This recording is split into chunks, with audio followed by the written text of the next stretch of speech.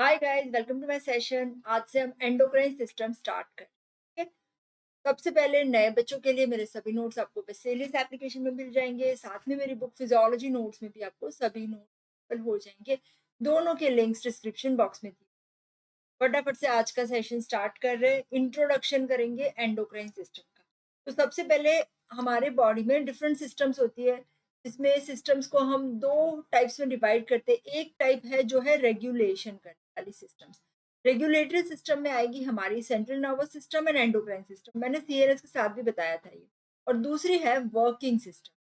बाकी सभी सिस्टम्स को वर्किंग सिस्टम।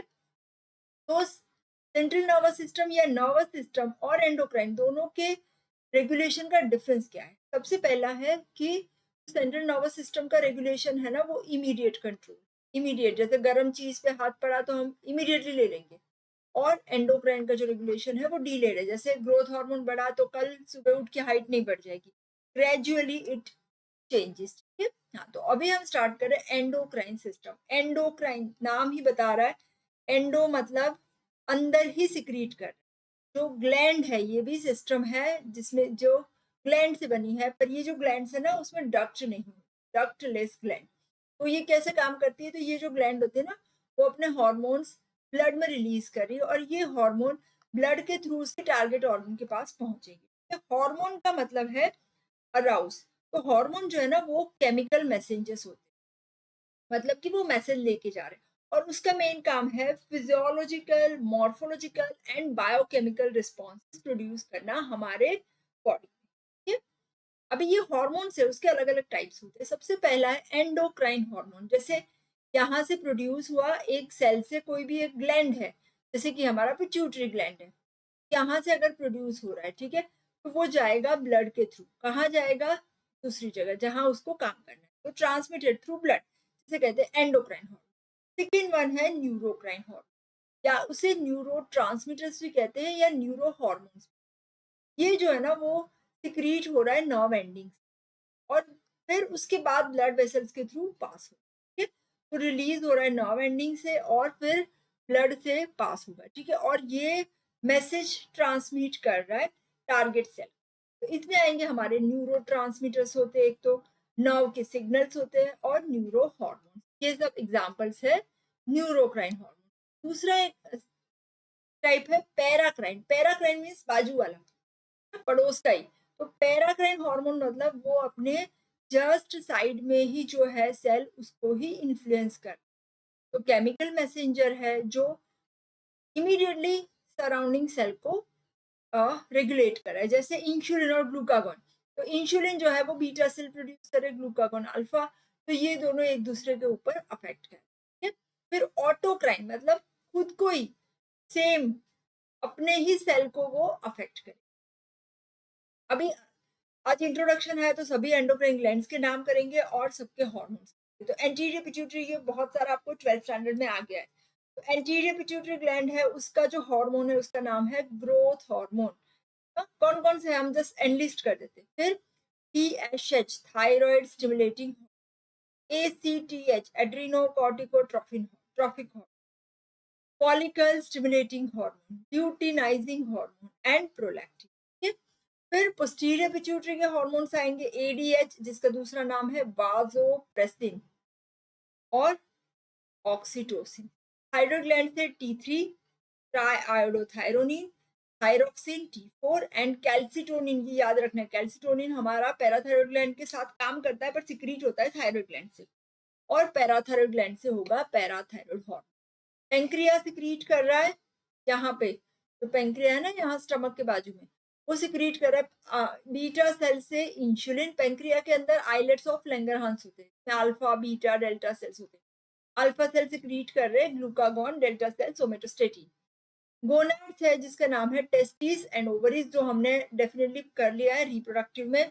टेस्टिस में टेस्टोस्टेरोन, डायहाइड्रोटेस्टोस्टेरोन, एंड्रोस्टेनेडियोन, ओवरीज में ईस्ट्रोजन एंड प्रोजेस्टेरोन। इसके बाद आ रहा है एड्रीनल ग्लैंड्स। एड्रीनल ग्लैंड जिसे हम सुप्रा रीनल ग्लैंड भी कहते हैं, यहाँ पे किडनी के ऊपर होता है। इसके अंदर दो पार्ट्स है, एक है कॉर्टेक्स, दूसरा है मेड्यूला। तो कॉर्टेक्स सिक्रीट कर रहा है। कॉर्टेक्स में 3 लेयर्स होते हैं, हम डिस्कस करेंगे, जोना ग्लोमेरुलोसा, जोना फेसिकुलाटा, जोना रेक्टा, और ये सिक्रीट कर रहे हैं mineralocorticoids, glucocorticoids and sexcorticoid. Adrenal medulla जो थोड़ा सा ही है 20%, 80% कॉर्टेक्स ही होता है। मेड्यूला सिक्रीट कर रहा है एड्रीनालिन, नॉरएड्रीनालिन एंड डोपामिन। फिर कुछ और ग्लैंड्स है जो भी हार्मोन सिक्रीट करे, इसमें आ रहा है हमारा पीनियल ग्लैंड। पीनियल ग्लैंड है जो हमारे ब्रेन में है, जो सिक्रीट कर रहा है melatonin. Thymus gland, thymosin and thiamine. And kidney, adrenal gland की बात नहीं कर रही हूँ, किडनी, किडनी इटसेल्फ भी हार्मोन सिक्रीट करे, जिसमें आएगा हमारा एरिथ्रोपोएटिन जो आरबीसी प्रोडक्शन के लिए चाहिए, रेनिन, रेनिन एंजियोटेंसिन मैकेनिज्म में, और विटामिन डी को एक्टिव बनाता है 125 डाइहाइड्रोक्सी पॉलीकैल्सीफेरॉल। हार्ट भी हार्मोन प्रोड्यूस कर रहा है जिसके नाम है atrial natriuretic peptide and brain natriuretic. Placenta हमने कर दिया है HCG, human chorionic gonadotrophin, human chorionic somatomammotrophin, oestrogen and progesterone. अभी ये सब को रेगुलेट कौन करता है? वो हमारा ब्रेन, जिसके अंदर है हाइपोथैलेमस। तो हाइपोथैलेमस जो है वो हमारे ब्रेन का पार्ट है, यहाँ पे पिट्यूटरी के ऊपर है, हमने न्यूक्लियाई किए हुए हाइपोथैलेमस के सीएनएस के साथ, और ये जो है वो पिट्यूटरी के हॉर्मोन्स को रेगुलेट कर, कैसे रेगुलेट करेगा? हाइपोथैलेमस से अलग अलग stimulating and inhibiting hormones release होते, जैसे ग्रोथ हार्मोन के लिए growth hormone releasing hormone, growth hormone inhibiting, gonadotrophin के लिए गोनाडोट्रोफिन रिलीजिंग हार्मोन, प्रोलैक्टिन के लिए प्रोलैक्टिन इनहिबिटिंग हार्मोन, फिर thyrotropin releasing hormone, corticotropin releasing hormone. ठीक है, ये सब हार्मोन्स हाइपोथैलेमस। ठीक है, फिर केमिस्ट्री ऑफ हार्मोन, अगर हार्मोन की केमिस्ट्री की बात करें तो केमिकल स्ट्रक्चर के हिसाब से हार्मोन के 3 टाइप्स होते हैं। एक तो ये है अमाइनो एसिड के डेरिवेटिव, दूसरे है प्रोटीन हार्मोन्स, और तीसरे है स्टेरॉइड हार्मोन। डिस्कस करेंगे एक। सबसे पहले है derivatives of amino acid. Amino acid से बनते हैं, जैसे टायरोसिन, टायरोसिन में से हमारा बन रहा है ना ट्राई आयोडो थायरोनिन और टेट्रा आयोडो, तो ये होगा थायराइड हार्मोन। फिर आएगा कैल्सीफेरॉल और कैटेकॉल अमाइंस, ये भी अमाइनो एसिड, और ये बन रहे हैं टायरोसिन अमाइनो एसिड। अभी स्टोरेज की बात करें तो थायराइड हार्मोन स्टोर होता है, जैसे हमें पता है कि थायराइड ग्लैंड है, इसके अंदर ऐसे एपिथेलियल सेल्स है, बीच में थायरोग्लोबुलिन है ना, तो इसके साथ स्टोर होता है। फिर कैटेकॉल अमाइंस, कैटेकॉल अमाइंस जो है वो क्रोमेफिन सेल के साइटोप्लाज्म में, और कैल्सीफेरॉल जो है वो 7 डिहाइड्रोकोलेस्ट्रॉल के फॉर्म में स्टोर होता है स्किन में। सेकेंड आएगा प्रोटीन हार्मोन। प्रोटीन मतलब या तो छोटे छोटे प्रोटीन पेप्टाइड्स होते हैं या प्रोटीन। पीसी याद रखना है, तो प्रोटीन वाले जो हार्मोन है ना वो पी से स्टार्ट होने वाली ग्लैंड से सिक्रीट होंगे, जैसे हमारी पिट्यूटरी, नीचे जाइए पैराथायरॉइड, नीचे जाइए पैंक्रिया, और प्लेसेंटा के भी कुछ हार्मोन्स एचसीजी वगैरह। और ये जो है उसकी सिंथेसिस के लिए चाहिए डीएनए का ट्रांसक्रिप्शन होता है, फिर ट्रांसलेशन और protein synthesis. Transcription messenger RNA बनेगा, ट्रांसलेशन होगा और प्रोटीन, ये जो है वो भी स्टोर होते हैं सब cellular membrane bound secretory vesicle form में। और थर्ड वाले स्टेरॉइड हार्मोन जो कि कोलेस्ट्रॉल से बन रहे हैं, इसमें आएंगे हमारे गोनाडल स्टेरॉइड्स, हमें पता है। फिर एड्रीनोकॉर्टिकल, एड्रीनल कॉर्टेक्स से, ग्लूकोकॉर्टिकॉइड से, मिनरलोकॉर्टिकॉइड, तो वो बनते हैं कोलेस्ट्रॉल से, और इसका स्टोरेज बहुत कम होता है,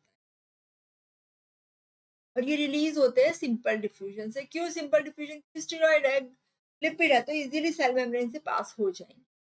अभी ट्रांसपोर्ट, हार्मोन जो है उसका ट्रांसपोर्ट 2 फॉर्म है, एक तो बाउंड फॉर्म और दूसरा अनबाउंड फॉर्म। बाउंड फॉर्म मतलब ये किसी प्लाज्मा प्रोटीन के साथ बाइंड हो जाए, और अनबाउंड मतलब ये फ्री रहेगा। तो अनबाउंड फॉर्म में कॉमनली हमारे कैटेकॉल अमाइंस होते हैं और पेप्टाइड्स होते हैं, और बाउंड फॉर्म में जो है वो हमारे स्टीरॉयड हार्मोन्स, फिर thyroid hormone and vitamin D. फिर बाउंड फॉर्म के एडवांटेज क्या है? नंबर 1 कि वो एक्सक्रीट नहीं होगा किडनी से, ये बाउंड है। सेकेंड, लीवर में उसका डिग्रेडेशन नहीं हो। और थर्ड कि ये जो है वो सर्कुलेटरी रिजर्व के फॉर्म में रहे, थोड़ा सा जो हार्मोन है सर्कुलेटरी रिजर्व। तो ये इसके एडवांटेज। अभी हार्मोन का रेगुलेशन, हार्मोन अपना खुद का लेवल कैसे रेगुलेट करता है, तो इसके लिए तीन मैकेनिज्म है। एक है फीडबैक कंट्रोल, दूसरा है nervous mechanism neural control, and third है क्रोनोट्रॉपिक कंट्रोल। एक के बाद एक कर रहे हैं। फीडबैक मैकेनिज्म, फीडबैक का एक्चुअल डेफिनेशन क्या है? आउटपुट सिग्नल, हमने जनरल फिजियोलॉजी में किया था, output signals passed back to input. तो यहाँ पे क्या होगा, जैसे हार्मोन बढ़ेगा तो वो वापस जाके अपना सिक्रीशन रेगुलेट करेगा। दो टाइप की मैकेनिज्म होती है सब, बहुत सारे हार्मोन का रेगुलेशन नेगेटिव फीडबैक से होता है। मतलब अगर देखो TSH है वो जाके T3 को बढ़ा रहा है, T4 को बढ़ा रहा है, तो T3 को जाके इसको घटाएंगे। और पॉजिटिव फीडबैक से हमारे ऑक्सीटोसिन का रेगुलेशन हो, विल डिस्कस। तो नेगेटिव फीडबैक में क्या था, आउटपुट सिग्नल, ये इनपुट है ये आउटपुट, तो आउटपुट सिग्नल क्या करेंगे, इनपुट को inhibit, arrest the change by input. और इसका काम क्या है, इसका स्टिमुलेशन जो है ना वो करेक्ट कर, तो बहुत ज्यादा स्टिमुलेशन नहीं होगा, नहीं तो क्या होगा, हार्मोन सिक्रीट होता ही जाएगा। तो इसकी वजह से खुद का फंक्शन स्टेबिलाईज होगा और इससे होम्योस्टेसिस मेंटेन। जैसे मैंने बता दिया, हाइपोथैलेमस से TRH, एंटीरियर पिट्यूटरी TSH, और थायराइड से T3T4। T3T4 बढ़ेगा तो वो TSH को इनहिबिट करेगा। पॉजिटिव फीडबैक ज्यादा कॉमन नहीं है, इसमें क्या हो रहा है, आउटपुट सिग्नल है वो इनपुट को इंक्रीज कर रहा है, जिसके एग्जांपल है ऑक्सीटोसिन। तो ऑक्सीटोसिन का हमें पता है, या फिर ब्लड वेसल को इंजरी होती है तब भी ये सिस्टम आती है। पॉजिटिव फीडबैक यहाँ पे देखो, जब भी डिलीवरी होती है तो यूट्रस का कॉन्ट्रैक्शन होगा, तो बेबी जो है वो नीचे जाएगा और वो सर्विक्स को स्ट्रेच करेगा। जैसे ही सर्विक्स का स्ट्रेचिंग होगा तो स्ट्रेचिंग से और इम्पल्सिस जाएंगे और ज्यादा हाइपोथैलेमस से ऑक्सीटोसिन रिलीज करेंगे और कॉन्ट्रैक्शन यूट्रस। नाउ अभी ये जो फीडबैक मैकेनिज्म है उसके भी तीन टाइप है, hormone hormone feedback, substrate hormone feedback, and mineral hormone feedback. तो सबसे पहला हार्मोन हार्मोन फीडबैक, मतलब एक हार्मोन दूसरे हार्मोन को इनहिबिट कर रहा है, जिसमें भी तीन टाइप से, long loop feedback, short loop, and ultra short loop. Long loop feedback मतलब देखो, हाइपोथैलेमस जो है ना वो पिट्यूटरी को रेगुलेट कर रहा है, पिट्यूटरी रेगुलेट कर रहा है टारगेट ग्लैंड। जो मैं एग्जांपल देती हूँ, जैसे थायरोट्रोपिन रिलीजिंग हार्मोन, पिट्यूटरी का TSH, और यहाँ पे T3T4। तो ये T3T4 जा करके हाइपोथैलेमस को इनहिबिट ऊपर, तो ये हो गया। और एंटीरियर पिट्यूटरी, ये हो गया लॉन्ग लूप फीड। सेकेंड है शॉर्ट लूप फीडबैक, जैसे मैंने अगेन बताया, TRH TSH यहाँ पे पिट्यूटरी से, और T3। और यहाँ शॉर्ट लूप में क्या होगा, TSH ही जाके TRH को इनहिबिट, तो शॉर्ट लूप। और अल्ट्रा शॉर्ट लूप, हाइपोथैलेमस का खुद का ही हार्मोन खुद को inhibit, that is ultra short. तो ये हो गए हार्मोन हार्मोन फीडबैक, एक हार्मोन दूसरे हार्मोन को इनहिबिट कर। सेकेंड है सबस्ट्रेट हार्मोन, इसमें इंसुलिन का एग्जांपल आएगा। जैसे हमारा ब्लड शुगर लेवल इंक्रीज है ना, हमने कुछ खाना खाया, शुगर बढ़ा, तो क्या होगा, बीटा सेल्स हमारे स्टिमुलेट होंगे और इंसुलिन, और ये इंसुलिन जाके शुगर को सेल के अंदर जाने देंगे। तो हाइपरग्लाइसीमिया से इंसुलिन सिक्रीट होता है, हाइपो से ग्लूकागॉन। तो ये सबस्ट्रेट हार्मोन। और तीसरा है मिनरल हार्मोन, जैसे हमारा पैराथायरॉयड हार्मोन है, उसका काम है कैल्शियम लेवल को इंक्रीज। तो जैसे ही कैल्शियम लेवल डिक्रीज होता है तो पैराथायरॉयड हार्मोन सिक्रीशन बढ़ेगा, ये जाके कैल्शियम लेवल को इंक्रीज करता है। तो मिनरल हार्मोन फीडबैक में क्या, तो ये हो गया हमारा पहला कंट्रोल मैकेनिज्म जो फीडबैक है।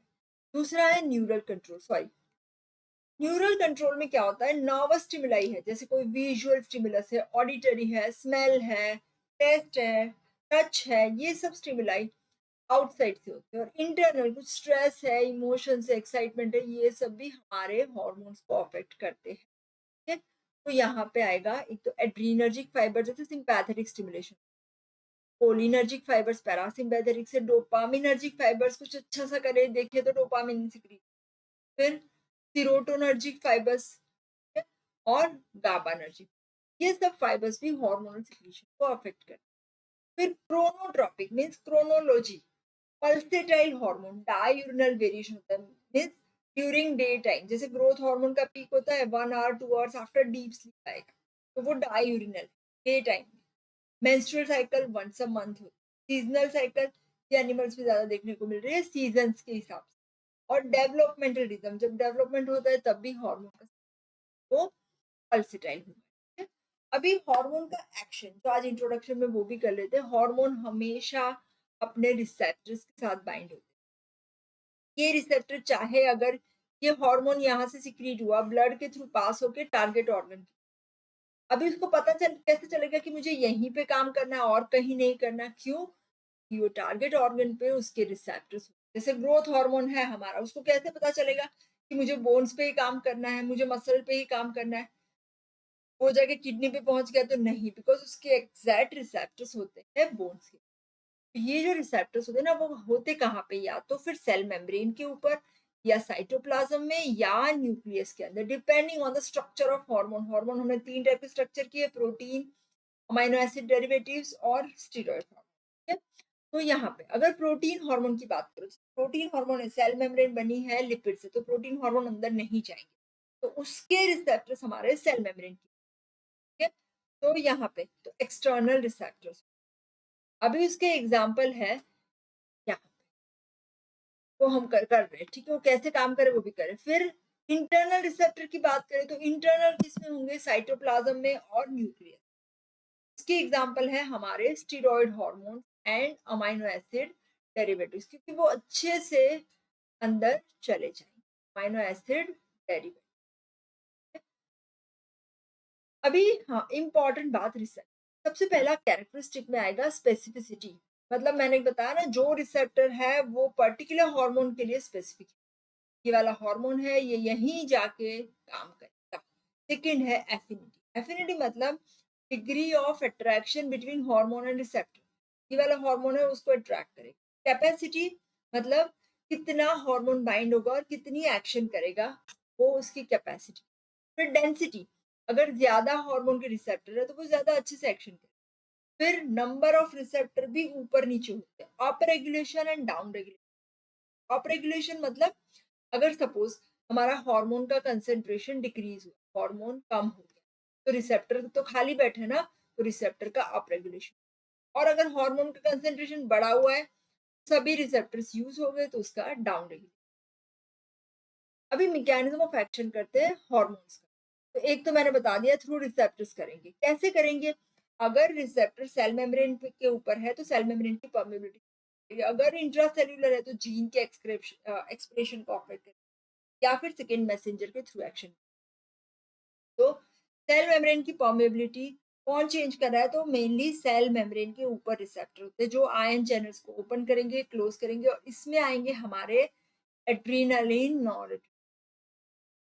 जीन एक्सप्रेशन के जो रिसेप्टर्स है वो स्टेरॉइड हार्मोन के होते हैं जो सेल के अंदर। यहाँ पे ये देखो, जैसे स्टेरॉइड हार्मोन है ना, तो ये अंदर एंटर हो गया ये हार्मोन सेल मेम्ब्रेन, पहले तो ये बाइंड हुआ है ना बाउंड फॉर्म में प्लाज्मा प्रोटीन के साथ, फिर वो सेपरेट होके सेल के अंदर गया। अभी इसके अंदर इसके रिसेप्टर है, और रिसेप्टर हार्मोन कॉम्प्लेक्स ये जा करके न्यूक्लियस के अंदर एंटर हो, फिर जीन का ट्रांसक्रिप्शन करेगा, ट्रांसलेशन करेगा, प्रोटीन सिंथेसिस करेगा। ठीक है, पर ये सब काम करने के लिए उसको टाइम चाहिए, तो ये जो है ना वो उसका एक्शन आफ्टर 45 मिनट्स या कभी कभी तो आवर्स भी लगते हैं हार्मोन को अपना एक्शन मैनिफेस्ट करने। दूसरा है action through second messenger. Second messenger मतलब हार्मोन बाहर रह गया, फिर अंदर जाके उसने चेंज करना है, तो 4 अलग-अलग सेकेंड मैसेंजर सिस्टम्स है। Adenylyl cyclase cyclic AMP, guanylyl cyclase cyclic GMP, then phospholipase phospholipid system and calcium carbonated system. सबसे पहले adenylyl cyclase cyclic AMP system, यहाँ पे ये देखो, ये जो हार्मोन है ना वो फर्स्ट मैसेंजर है हमारा, जो प्रोटीन हार्मोन है, तो वो बाइंड हो गया पहले। जैसे ही वो बाइंड हो रहा है तो हमारे सेल मेम्ब्रेन के अंदर जो जी प्रोटीन है ना उसको एक्टिवेट, जैसे जी प्रोटीन एक्टिवेट हुआ ये वाला, ये जी प्रोटीन है ना वो एक्टिवेट होके वो स्टिमुलेट कर रहा है एडिनाइलाइल साइक्लेज, और वो करेगा कन्वर्जन एटीपी को कन्वर्ट करेगा साइक्लिक एएमपी। डिपेंडिंग, अगर साइक्लिक जीएमपी चाहिए तो वहां पे करेगा। और इसके बाद जो एक्शन होगा वो होगा फॉस्फोराइलेशन ऑफ प्रोटीन।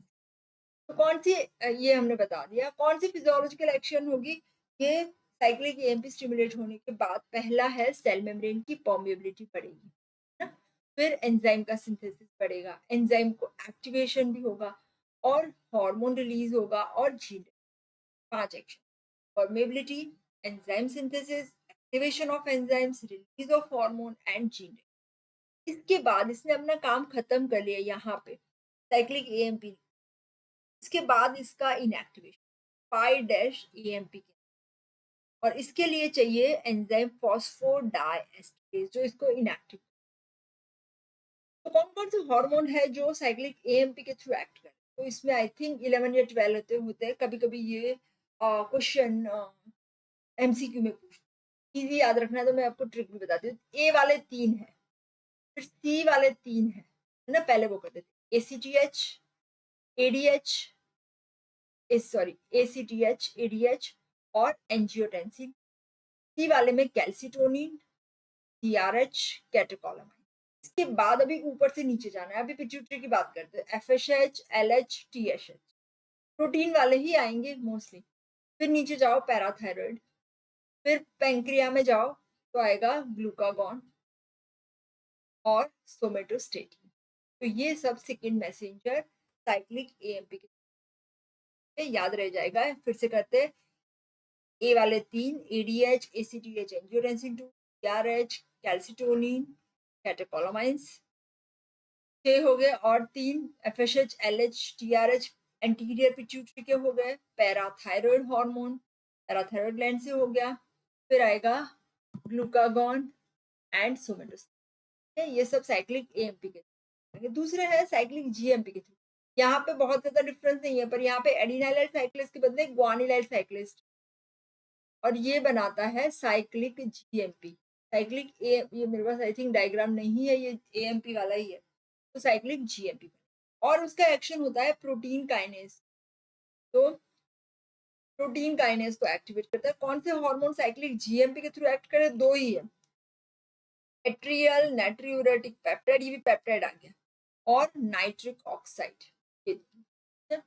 फिर तीसरा एक्शन है फॉस्फोलाइपेज फॉस्फोलिपिड सिस्टम। इसमें क्या होता है ये देखो, हार्मोन पहले रिसेप्टर के साथ बाइंड हो गया, इसके बाद मेम्ब्रेन एंजाइम फॉस्फोलाइपेज सी का एक्टिवेशन, है ना। और ये जो फॉस्फोलाइपेज सी है ना, वो क्या कर रहा है, लाइप फॉस्फोलाइपेज है, तो लिपिड्स का डिग्रेडेशन फॉस्फोलिपिड, और उसको कन्वर्ट करेगा इनोसिटोल ट्राइफॉस्फेट और डाइएसाइल ग्लिसरॉल। ठीक है। अभी ये जो इनोसिटोल ट्राइफॉस्फेट है ना, वो करेगा एंडोप्लाज्मिक रेटिकुलम में से कैल्शियम का रिलीज, और कैल्शियम का रिलीज करेगा, और साथ में ये इंक्रीज प्रोटीन काइनेज सी, और इसके थ्रू ये एक्शन करेगा, इसकी physiological action.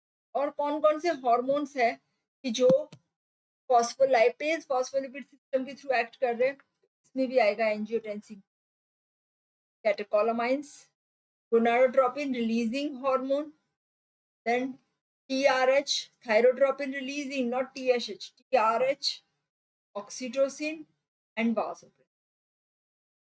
Tyrosine 2, catecholamines, GnRH, TRH, oxytocin, and vasopressin. Fourth one, हमने 4 मैकेनिज्म कही थी। पहली थी cyclic AMP, cyclic GMP, third phospholipase phospholipid system, fourth है कैल्शियम कार्मोडिल। यहाँ पे क्या होता है, हार्मोन जैसे रिसेप्टर के साथ बाइंड होता है, इसके बाद वो जी प्रोटीन को एक्टिवेट करेगा और कैल्शियम चैनल को ओपन, ये कैल्शियम अंदर जाकर के कैल्शियम कालमोड्यूलिन के साथ बाइंड होकर कैल्शियम कालमोड्यूलिन कॉम्प्लेक्स बनाए और एंजाइम की एक्टिविटी को इंक्रीज, जिससे कि मेटाबॉलिक पाथवे इंक्रीज होता है या डिक्रीज। तो ये है कैल्शियम कालमोड्यूलिन के सिस्टम। अभी ये हार्मोन है, उसका मेजरमेंट कैसे करते हैं। अगर हमने किसी का रिपोर्ट दिखाया देखते हैं, तो जैसे बोले थायराइड हार्मोन बढ़ गया, ग्रोथ हार्मोन कम हो गया, वो मेजरमेंट कैसे करते हैं, वो बहुत इंपॉर्टेंट है हमें अगर एंडोक्राइन के डिसऑर्डर्स का हमें डायग्नोसिस करना है। तो इसके लिए होते हैं, एक तो बायो ऐसे होते हैं, दूसरे होते हैं इम्यूनो ऐसे, थर्ड है साइटोकेमिकल ऐसे, और फोर्थ है डायनेमिक टेस्ट। बायो ऐसे है ना, वो अभी बहुत ज्यादा यूज नहीं होते, ये क्या करते हैं, वो जो ब्लड है जिसमें हमें हार्मोन का कंसंट्रेशन मेजर करना है, वो लेके एनिमल में इंजेक्ट करते हैं और उसकी इफेक्ट देखते हैं। फिर दूसरा है साइटोकेमिकल एसे, ये क्या करते हैं, वो बहुत ज्यादा यूज नहीं होता, वो सेंसिटिव ज्यादा है, इसमें एंडोक्राइन ग्लैंड की स्लाइस ले लेते हैं, उसको इंक्यूबेट करते हैं एस्कॉर्बेट एनरिच्ड मीडियम। थर्ड वाले जो है इम्यूनो एसे, वो बहुत ज्यादा यूज होते हैं, उसके दो टाइप है, radio immuno assay and enzyme linked immunosorbent assay, ELISA test कहते हैं। तो रेडियो इम्यूनो एसे में क्या करते हैं, सबसे पहले कि वो सैंपल लेते हैं प्लाज्मा, फिर उसके बाद उसको एंटीबॉडी के साथ मिक्स करते हैं। तो ये प्लाज्मा का सैंपल लिया, mix with purified specific antibody plus appropriate amount of purified hormone tagged with radioactive isotope। तीन चीजें डाली, देखो एक प्लाज्मा जिसमें हमारा हार्मोन है, सपोज मुझे मेजर करना है थायराइड हार्मोन, फिर उसके साथ एंटीबॉडी और hormone tagged radio active isotope. तो अभी क्या होगा, ये जो हमारा नेचुरल हार्मोन है ये, और ये जो टैग्ड वाला हार्मोन है, दोनों के बीच में कंपटीशन होगी, कौन ये एंटीबॉडी के साथ बाइंड होगा। अगर हमारे ब्लड में हार्मोन का कंसेंट्रेशन ज्यादा है तो वो बाइंड हो जाएगा, तो ये टैग वाला हार्मोन ज्यादा बचेगा। तो कंपटीशन के बाद पता चलेगा, और अगर ब्लड में हार्मोन कम है तो टैग वाला कंबाइन हो जाएगा, तो टैग वाला कम बचेगा। तो इससे हमें पता चलेगा कि कितना हार्मोन का कंसेंट्रेशन है, और इसके हिसाब से ये टाइट्रेशन करते हैं, पता चलता है कि कितना लेवल है। और ये क्वांटिटेटिव भी है और क्वालिटेटिव भी मेजरमेंट, एग्जैक्टली पता चलेगा कौन सा हार्मोन है और कितनी क्वांटिटी में ये प्रेजेंट है। फिर enzyme linked immunosorbent acid, ELISA, इसमें क्या कर रहे हैं, एक एंजाइम है, ठीक है ना, और जो कर रहा है सबस्ट्रेट को प्रोडक्ट में, पर ये एंजाइम कब एक्टिवेट हो रहा है, सबसे पहले तो एक यहाँ हार्मोन आ रहा है, सबसे पहले उसका एंटीबॉडी होगा। एक सपोज मुझे मेजर करना है थायराइड, ठीक है, तो मैं थायराइड का एंटीबॉडी डाल रही हूँ, पहला एंटीबॉडी, उसके बाद हार्मोन, फिर दूसरा एंटीबॉडी, फिर उसके साथ तीसरा, ये तीनों बाइंड हो गए ये हार्मोन के साथ, तभी जाके ये एंजाइम एक्टिवेट होगा, वो कन्वर्ट करेगा सबस्ट्रेट को प्रोडक्ट में। और जैसे सबस्ट्रेट का प्रोडक्ट में कन्वर्जन हुआ तो पता चलेगा कि ये हार्मोन का कंसेंट्रेशन हमारा इतना, ठीक है। तो एंटीजन एंटीबॉडी कॉम्प्लेक्सेस है ना, वो ट्रेन करते हैं डाई से, और intensity of measure this dye, वो मेजर इसके बाद ये प्रोडक्ट बनता है उसको मेजर करते हैं स्पेक्ट्रोफोटोमेट्री। और ये कॉमनली यूज करते हैं पेप्टाइड हार्मोन्स और स्टेरॉइड हार्मोन। तो ये हमारे हो गए different methods to measure hormone. ठीक है, तो यहाँ पे आज का सेशन कंप्लीट हो रहा है। एमसीक्यू कर लेते हैं। First MCQ, falls about characteristic of a hormone. Physiologically active substance एक एक्टिव है, release in response to stimulus, yes, release directly into circulation in small amount, definitely circulation के थ्रू जाएगा। और fourth, mainly synthesize from cholesterol, नहीं ऐसा नहीं होता, cholesterol से ही सिंथेसिस होगा ऐसा नहीं होगा, प्रोटीन हार्मोन्स भी होते हैं, अमाइनो एसिड डेरिवेटिव्स भी होते हैं, तो ये करेक्ट नहीं है। आई थिंक आंसर इज, फिर not an example of steroid hormone, मैंने बताया था। पिट्यूटरी वाला है ना, P for P protein hormone है, तो यही स्टीरॉयड नहीं होगा। ग्लूकोकॉर्टिकोइड स्टीरॉयड है, मिनरलोकॉर्टिकोइड स्टीरॉयड है, सेक्स स्टीरॉयड भी स्टीरॉयड है। All of the following are protein hormones except hypothalamic वाले प्रोटीन होते हैं, पिट्यूटरी तो प्रोटीन होते हैं, ये पैराथायरॉयड भी। 125 डाइहाइड्रोक्सीकोलिक कैल्सीफेरॉल ना, this is from cholesterol, 70 hydro cholesterol से बनता है, जो कि प्रोटीन है। एंडोक्राइन ग्लैंड ट्रू इज, एक तो डक्टलेस ग्लैंड है, correct. Second, the term is derived from the Latin word, हाँ डक्टलेस लेटिन वर्ड में से। Release substance that affect only limited group of cells, secrete active substances, yes ये limited group ना, target group पे ही action करेगा, और secrete active substances in the ductless gland से, ये duct में कभी नहीं secrete कर, ठीक है। फिर आ रहा है हमारा Cyclic AMP acts through activation of protein kinase, activation of adenylyl cyclase, increase calcium release, and EIP3 inositol triphosphate pathway. Cyclic AMP definitely protein kinase. Adenylyl साइक्लेज तो क्या कर रहा है, एटीपी में से साइक्लिक एएमपी बनाएगा, ये काम है, इसको कंफ्यूजन नहीं करना। साइक्लिक एएमपी का एक्शन है ना, कैल्शियम रिलीज जो है वो तो अलग से है। क्या cyclic GMP is the second messenger for which hormone, दो ही हार्मोन थे साइक्लिक जीएमपी के लिए, atrial natriuretic peptide and nitric oxide, N वाले सब, तो ANP. Hormone secretion is regulated by all except feedback mechanism, nervous control, direct control भी होता है, फीड फॉरवर्ड नहीं होता, फीडबैक होता है, फॉरवर्ड नहीं होता। सॉरी, ये इसमें आंसर गलत दिया हुआ है, डी आएगा, feed forward. Not true statement with reference to negative feedback control of the hormone secretion. पहला तो रिस्पॉन्स इज ऑपोजिट, नेगेटिव है, correct. The response is same as that of original stimulus. Response must not be same. The target organ hormone act either on the anterior pituitary gland or hypothalamus. Anterior pituitary hormone can act on the hypothalamus, ये भी correct है, so this B is not correct, not same, opposite direction, negative है, not a hypophysiotropic hormone। देखो hypophysiotropic मतलब hypophysis को बोलते हैं, और इसका ग्रोथ करने वाला, तो जो रिलीज होगा हाइपोथैलेमस से। तो एक तो देखो सोमेटोस्टेटिन का दूसरा नाम है ग्रोथ हार्मोन इनहिबिटिंग हार्मोन, तो हाइपोथैलेमस सिक्रीट कर रहा है।